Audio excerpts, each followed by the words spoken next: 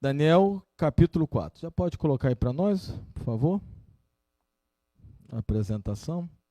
Lembrando que essa apresentação, como eu tenho falado a cada noite, ela não é algo extraordinário, diferente.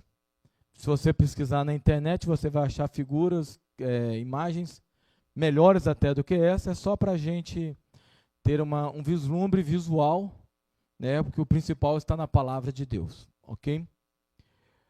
Daniel capítulo 4 está dentro da perícope, ou dentro do contexto, lembrando que do contexto da parte histórica de Daniel. Daniel é dividido em 12 capítulos, os 6 primeiros são relatos históricos, apesar de ter profecias, como o capítulo 2, da estátua.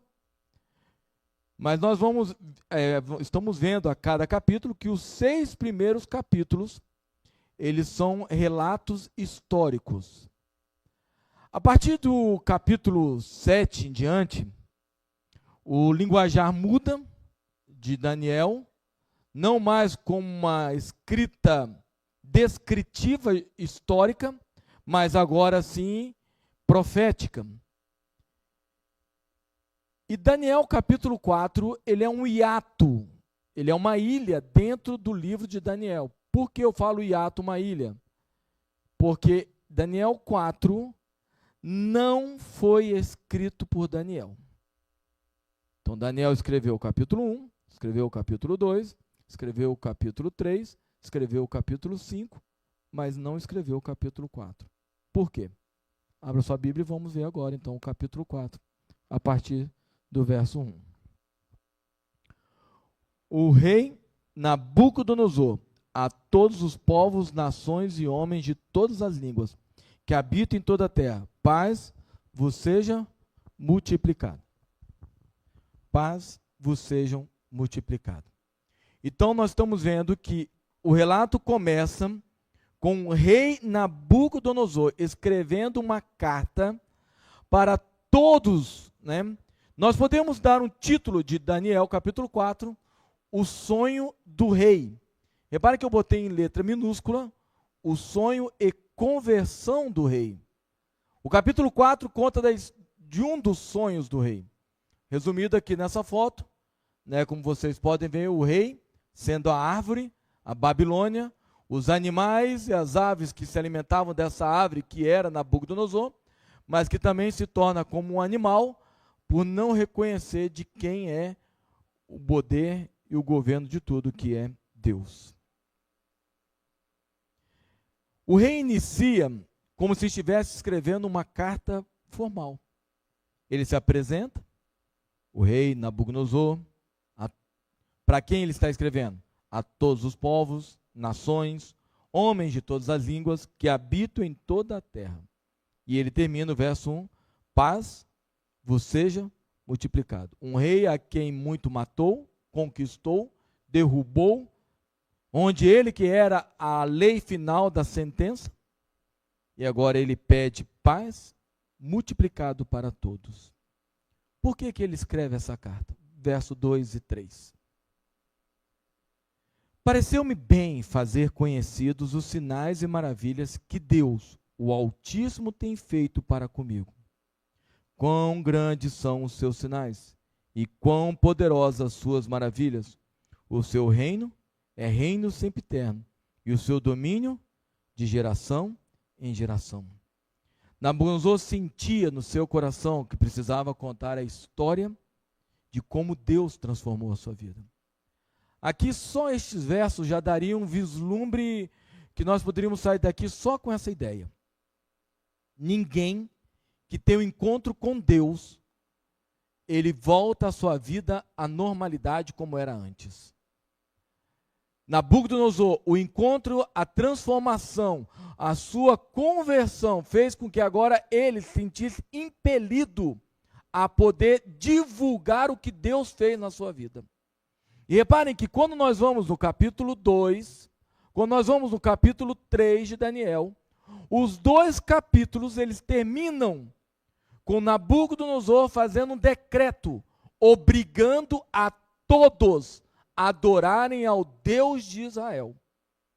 Agora, diferente no capítulo 4, pois no capítulo 2, 3, Nabucodonosor, ele é convencido de que existe um Deus poderoso, não é convertido, e quando a pessoa é convencida, ela passa a fazer o certo, mas passa a fazer o certo de maneira obrigatória pelo convencimento, e não porque houve uma mudança de vida.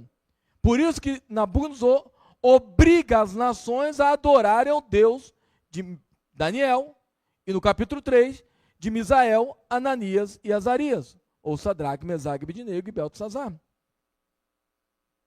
Então nós vemos que o capítulo 4 começa diferente, de uma maneira formal, ele poderia, olha, eu como rei da Babilônia, dos caldeus, esqueci o nome do deus, Baroque, acho que era Baraque, agora não lembro, desculpa. Eu como rei de Babilônia, decreto que todos conheçam a conversão ou as maravilhas do Deus Altíssimo, mas ele não, ele começa diferente. Eu, Nabucodonosor, rei, quero falar para vocês todos, meus povos, de todos os lugares, que a paz seja multiplicada para vocês, o que Deus fez, as maravilhas do Deus Altíssimo, um reconhecimento extraordinário. Nabucodonosor, ele não era um simples rei, ele criou uma das 7 maravilhas do mundo antigo, um feito extraordinário. De acordo com alguns relatos de pessoas que viveram na época, o Jardim Suspenso era, na verdade, um zoológico particular. Não era só a botânica que existia de todos os lugares, mas também animais exóticos que existiam ali. E tudo isso porque Babilônia, eu não trouxe hoje aqui, pode ser aqui, Babilônia era uma cidade plana, com as suas construções.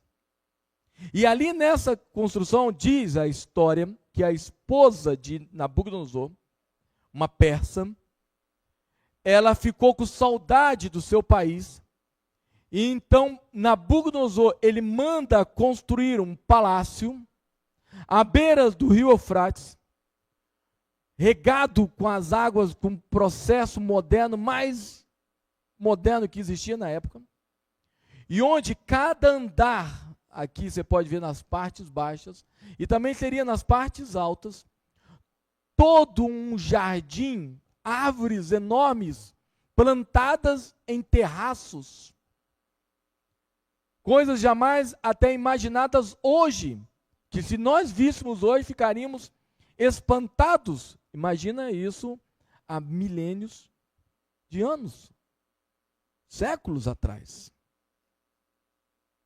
Então Nabucodonosor começa a contar a sua história. Verso 4. Eu, Nabucodonosor, estava tranquilo em minha casa, feliz no meu palácio. Imagina, o rei mais poderoso de Babilônia. Não era simplesmente o rei Joaquim, rei de Israel, não era o rei de Tiro, Sidom, do Egito, não eram os reis vencidos da Síria, mas era Nabucodonosor, o rei mais poderoso que tinha existido desde Adão e Eva até aquele momento. Nenhum homem se comparava a Nabucodonosor. Ele estava tranquilo, ele falou, não, ele estava tranquilo. Quem sabe depois que você conquista, você ganha, você alcança os objetivos, você passa ali juntando dinheiro para poder comprar um carro, uma casa, móveis novos, fazer uma viagem, você agora para contemplar tranquilamente a sua conquista. E ali estava Nabucodonosor tranquilo, na sua casa, feliz no seu palácio. Uma das coisas interessantes que quando nós vislumbramos os feitos alcançados, nós começamos a nos perguntar, até quando isso vai durar? Você já parou para pensar nisso? Está tudo bem, né? Será que vai acontecer alguma coisa de errado agora? Sempre tem alguma coisa.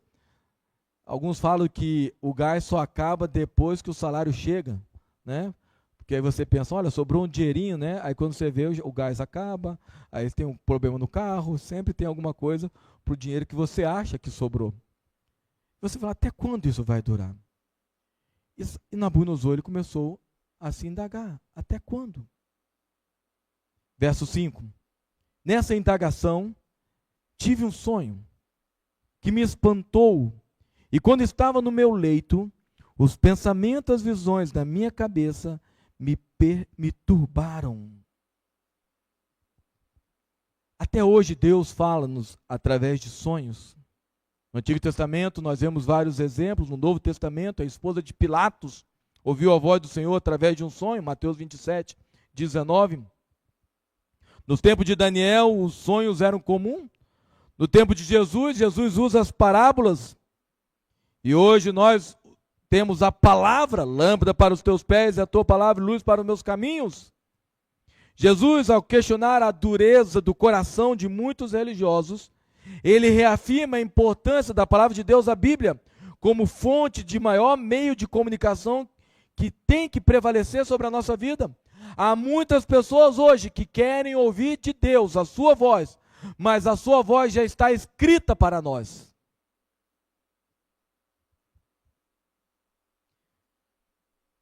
Então, ali naquele sonho que turbou, que perturbou a Nabucodonosor, aquele sonho, ele então agora faz um decreto, verso 6 e 7.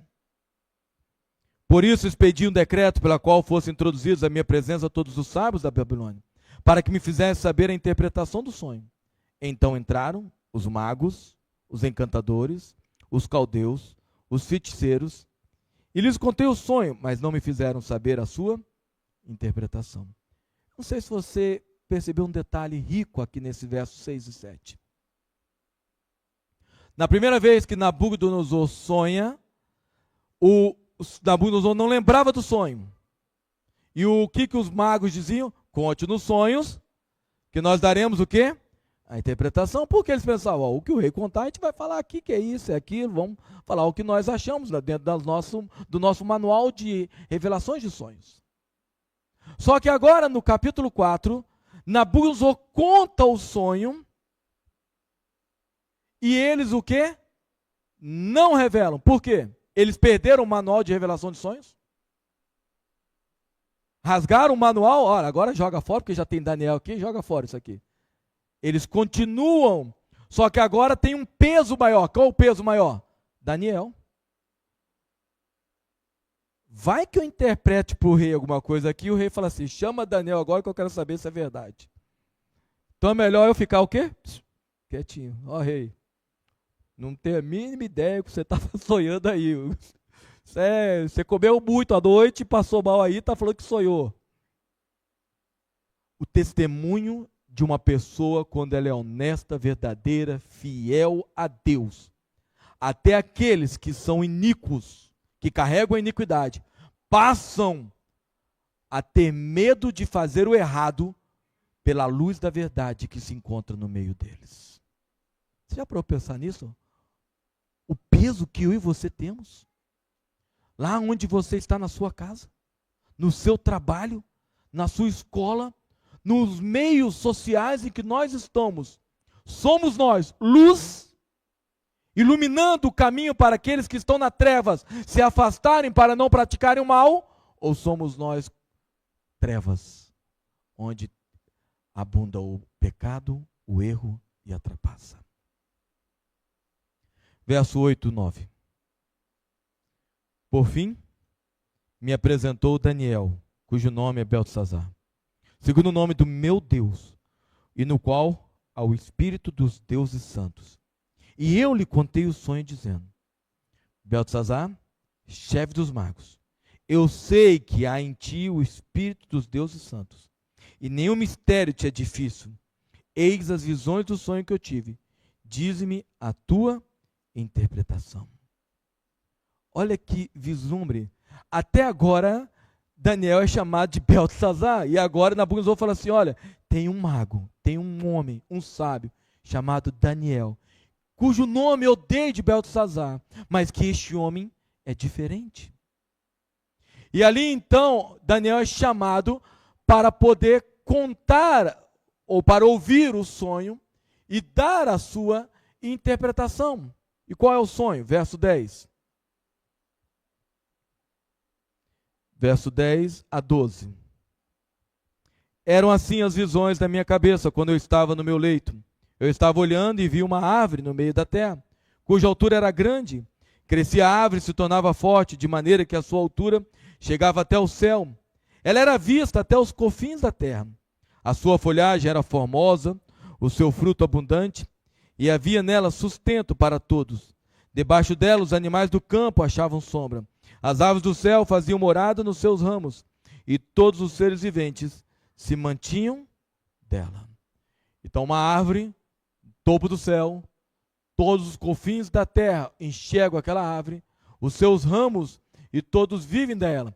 A árvore crescia e se fortalecia até o céu, sendo vista em toda a terra. Uma folhagem formosa e muitos frutos. Todas as espécies se abrigavam e se alimentavam dessa grande árvore. Que visão extraordinária Nabucodonosor teve. Dessa vez Deus não usou uma estátua, mas uma árvore imensa para simbolizar o próprio rei. Uma árvore que esparramava os seus galhos por toda a terra e que parecia, reparem isso, alcançar o céu. Era tão alta que podia ser vista de qualquer parte do globo. E o seu imenso tamanho e os seus ramos mostravam a sua influência poderosa. Verso 13 a 15. No meu sonho, quando eu estava no meu leito, vi um vigilante, um santo que descia do céu, clamando fortemente, dizendo: derribai a árvore, cortai-lhe os ramos, derriçai-lhe as folhas, espalhai o seu fruto, afugente os animais de debaixo dela e as aves dos seus ramos. Mas a cepa, com as raízes, deixai na terra, atada com a cadeia de ferro e de bronze, na erva do campo, seja ela molhada do orvalho do céu, e a sua porção seja como os animais, e erva da terra. O vigilante, no sonho vem, manda que a árvore seja cortada, derrubada, e assim ela possa também ser acorrentada, ser aprisionada, para que assim ela, com as cadeias de ferro e bronze, seja molhada do orvalho, e seja a sua porção com os animais da terra. Aqui se torna o ponto mais assustador no sonho.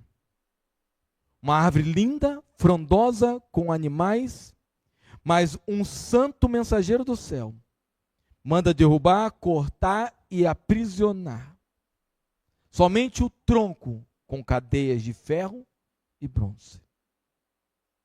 O sonho continua falando, verso 16 a 18. Mudou-se-lhe o coração, para que não seja mais coração de homem, lhe seja dado o coração de animal, e passem sobre ela 7 tempos.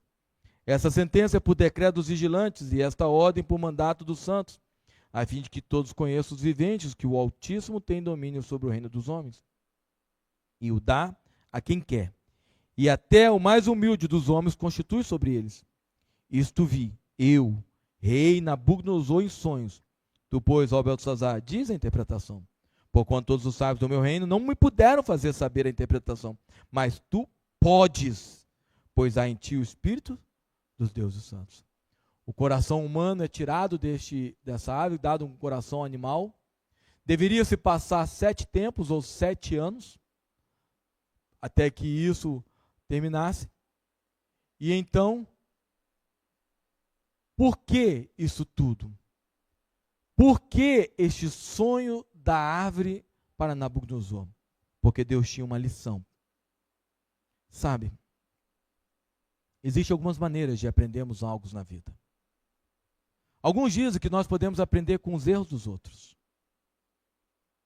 Mas aqueles que não aprendem com o erro dos outros, irão aprender da pior maneira, com os seus próprios erros. Todas as dificuldades espirituais que nós passamos, é uma maneira de Deus estar nos mostrando como devemos voltar para Ele, como devemos ser dependentes dEle. Ali então, Daniel, verso 19, ele começa então a falar: então Daniel, cujo nome era Beltesazar, esteve atônito por um tempo, e os seus pensamentos o turbavam. Então lhe falou o rei e disse: Beltesazar, não te perturbes o sonho, nem a sua interpretação. Respondeu Beltesazar e disse: Senhor meu, o sonho seja contra os que têm ódio, e a sua interpretação para os teus inimigos. Daniel entendeu na hora qual era a mensagem. Como falar para um soberano que iria acontecer com ele? Mas o rei deixa tranquilo, falou assim: eu sei que você tem, não se preocupe, fale a interpretação. Sabe, uma das lições aqui de Daniel, nós não devemos ter medo de falar a verdade para as pessoas.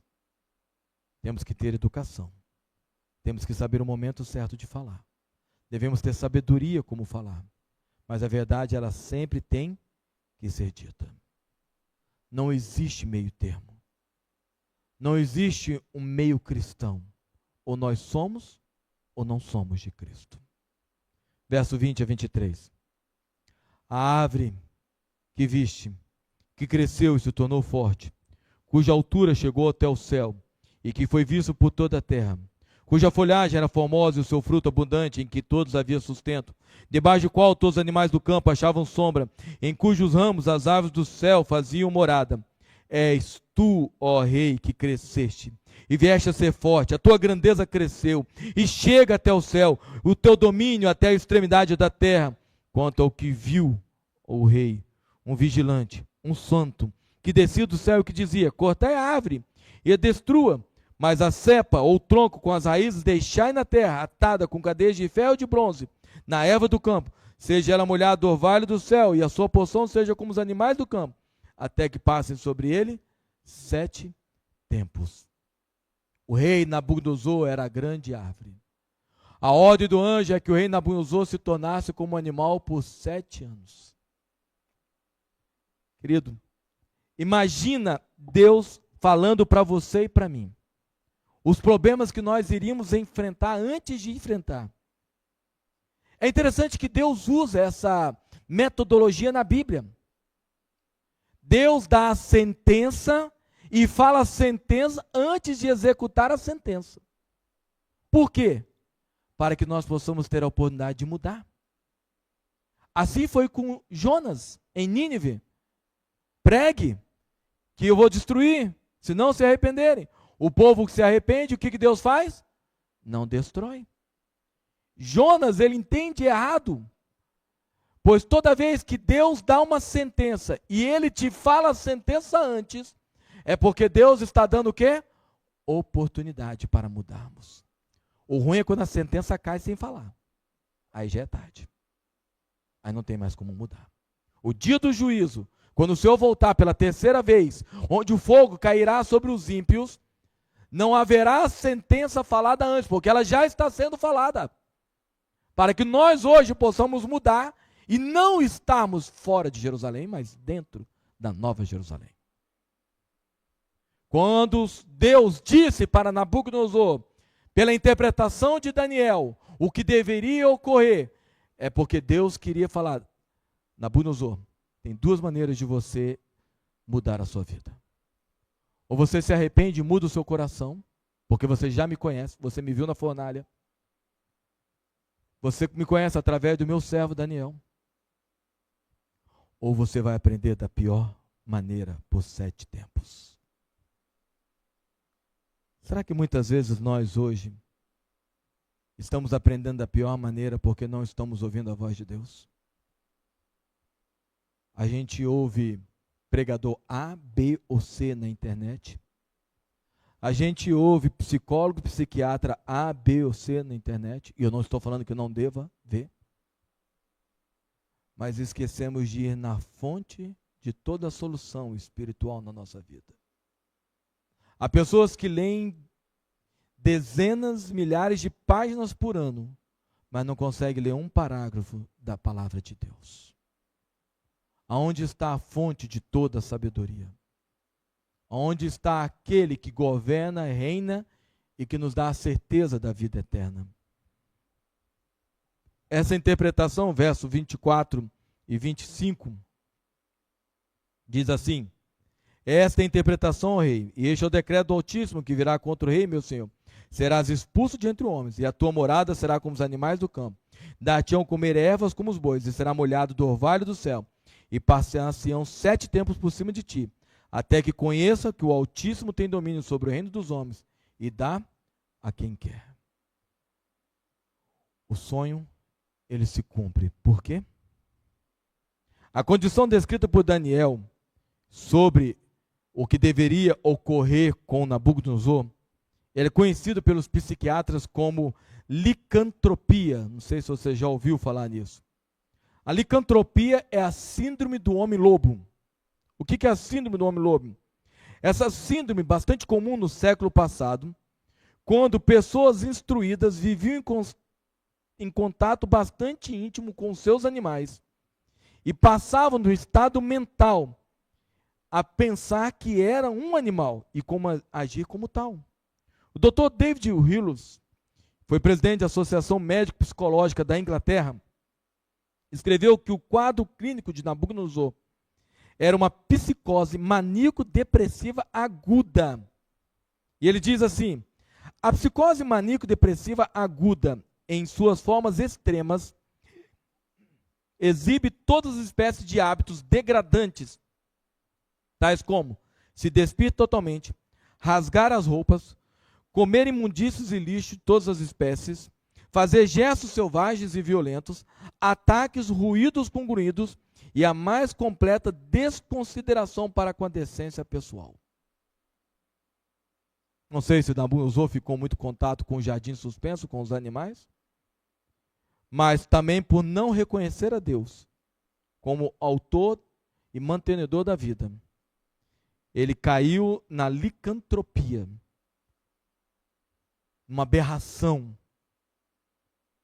numa condição sem esperança, porque não reconheceu Deus na sua vida. Por isso que foi dado ao rei um período de ano para que se arrependesse dos seus pecados, para que voltasse os olhos a Deus. Nínive teve um período de 40 dias. Noé pregou por 120 anos antes de vir o dilúvio.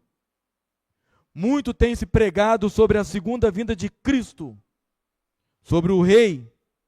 Nabucodonosor foi advertido, mas não forçado a se converter, porque Deus respeita o nosso livre-arbítrio. Quando Jesus voltar, o resultado da minha vida e da sua vida será baseado nas escolhas que nós fizemos. Continuando, verso 26 e 27.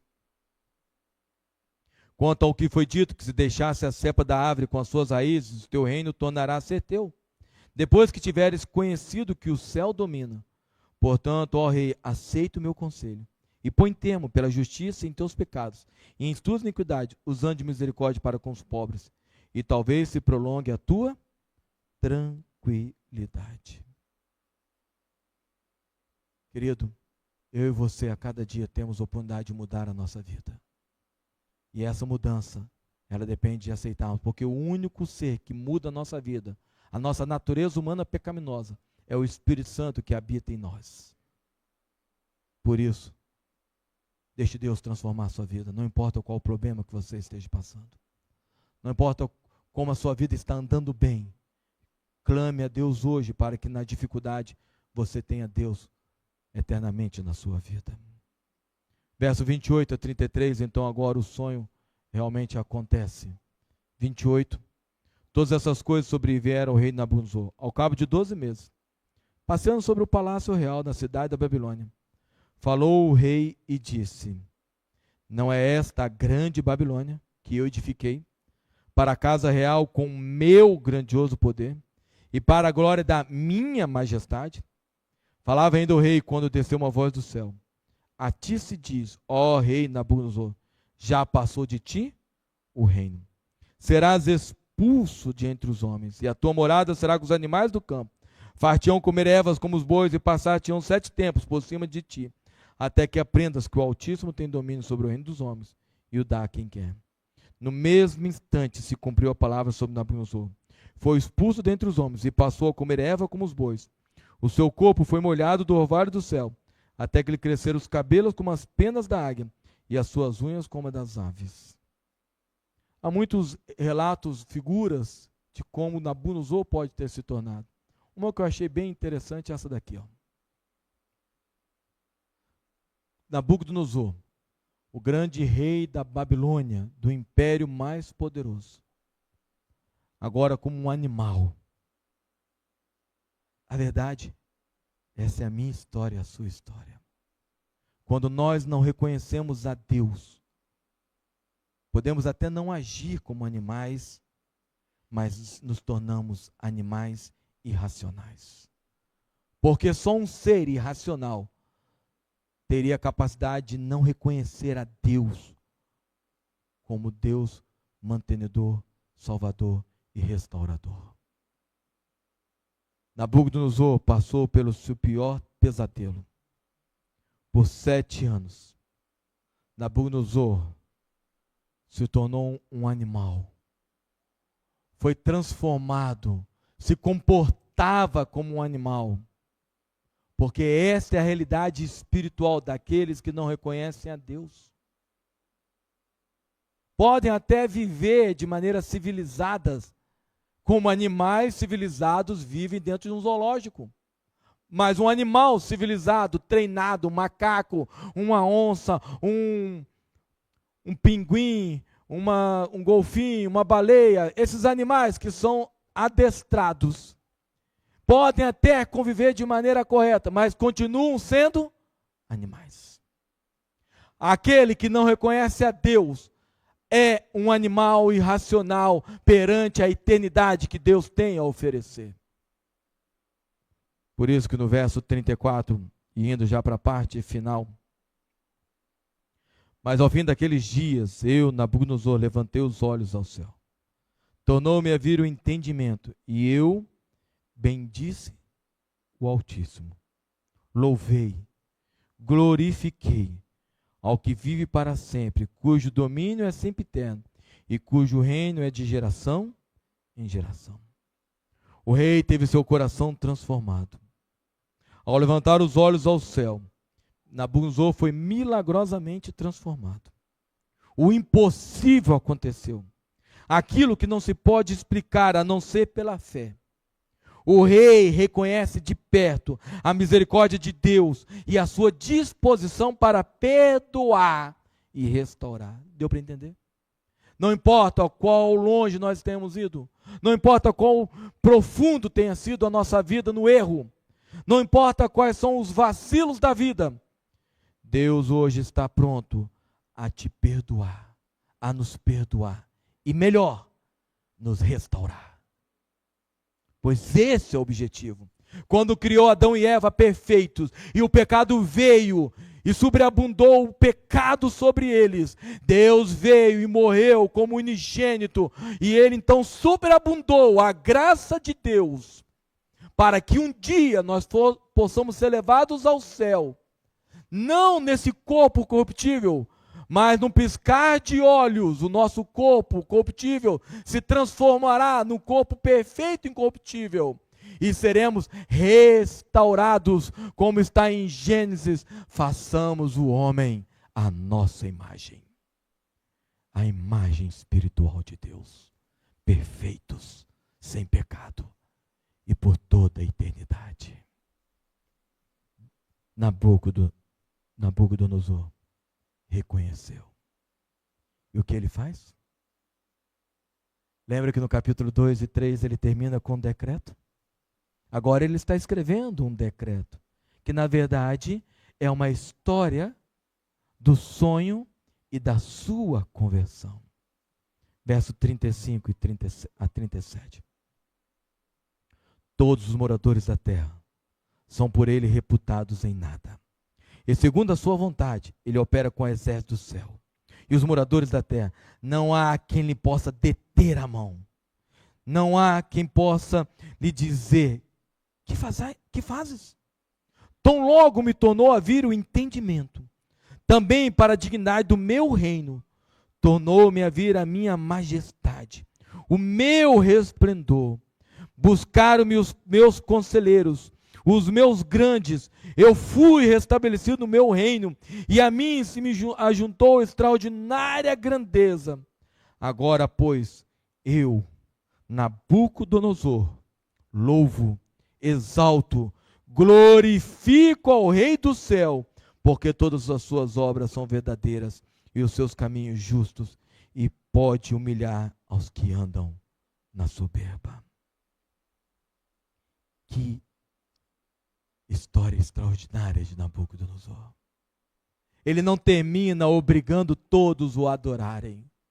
Ao contrário, ele fala: olha, não sei quanto a vocês, porque ele quiser te matar, ele te mata. Se ele quiser te exaltar, ele te exalta. Porque quem é que pode fazer algo? Quem pode dizer, que fazes? Mas eu sei de uma coisa, que eu fui restaurado. E eu reconheço, eu, Nabucodonosor, eu acho extraordinário. O verso 37, nós deveríamos emoldurar, trocar a palavra Nabucodonosor e colocar o nosso nome. Eu, o Elder, louvo, exalto e glorifico o Rei do céu, porque todas as suas obras são verdadeiras e os seus caminhos justos, e pode humilhar aos que andam na soberba. Imagine você, leia. Leia aí agora no seu coração com o teu nome. Agora, pois, eu digo o teu nome, louvo, exalço, glorifico ao Rei do céu, porque todas as suas obras são verdadeiras e os seus caminhos justos, e pode humilhar aos que andam na soberba. Deus quer te salvar, querido. A mim e a você. Assim, nós podemos dizer que estávamos cegos, mas agora podemos ver o que Cristo faz em cada um de nós. Que a história do capítulo 4 não seja a história de um sonho, de uma árvore cortada, de um rei soberbo que foi humilhado, mas possa ser um espelho da minha e da sua história, transformados, e reconhecer a Deus como nosso único Salvador. Que Deus abençoe, que Deus guarde, que logo nós possamos estar nos céus. Sabe com quem? Com Nabucodonosor. Porque a Bíblia não relata mais a história de Nabucodonosor. O capítulo 4 é o último relato de Nabucodonosor. Não sei o que aconteceu depois, mas baseado no capítulo 4, eu posso dizer que Nabucodonosor está salvo. Que ele vai ser levado para o céu. Você não gostaria de ir junto com ele para as mansões celestiais? Senhor Deus, obrigado, Senhor, pela história do teu servo Nabucodonosor, onde através das suas falhas, dos seus erros e do seu reconhecimento, nós possamos aprender a lição de também confiarmos e reconhecermos somente a Deus como nosso Salvador. Por isso, Senhor, aqui estão alguns pedidos que foram colocados no coração, no papel, pela internet. Todos eles confiando em Ti, Senhor, como nosso Criador e mantenedor. Que tudo pode, que nada é impossível para Ti. Doenças, problemas sociais, relacionais, saúde, financeiro, não importa quais sejam as nossas lutas, não importa quais sejam os nossos sonhos, que o Senhor esteja à frente, traçando o final da nossa vida, que é a eternidade em Cristo Jesus. Por isso, nós podemos dizer, vencendo ou vencido já vem Jesus, para que assim nós possamos, logo, logo, junto com Daniel, junto com Misael, Ananias e Azarias, e junto com Nabucodonosor, estamos contigo nas mansões celestiais. Amém. Nos abençoe, nos despedes em paz para os nossos lares. É o que pedimos por Jesus. Amém.